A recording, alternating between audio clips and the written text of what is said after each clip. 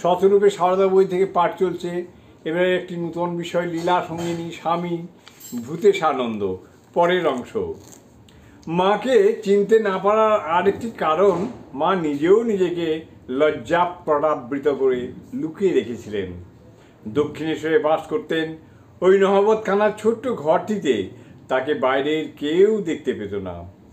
নহবতের পিঞ্জরে নিয়ে গিয়ে মা এমনভাবে লুকিয়ে রাখতেন যে দক্ষিণেশ্বরের কালীবাড়ির খাজাঞ্চি, যিনি সেখানে সর্বদা থাকতেন, তিনি একদিন মায়ের সম্বন্ধে বলেছিলেন, তিনি আছেন শুনেছি, কিন্তু কখনো দেখতে পাইনি। যিনি স্বয়ং মহামায়া, তিনি যদি ইচ্ছা করেন অন্তরালে থাকতে, তাহলে জগতের কার সাধ্য নেই তাকে দেখে, কারণ জগৎ সম্পূর্ণভাবে তাঁর ইচ্ছাধীন। মা চাননি, তাই মায়ের খবর তার জগৎজোড়া সংসারে ব্যাপকভাবে প্রচারিত হতে সময় লেগেছিল। জননীং শারদাং দেবীং রামকৃষ্ণং জগদ্গুরুং পাদ পদ্মে তয়ো শ্রিত্বা প্রণমামি মুহুর্মুহুঃ।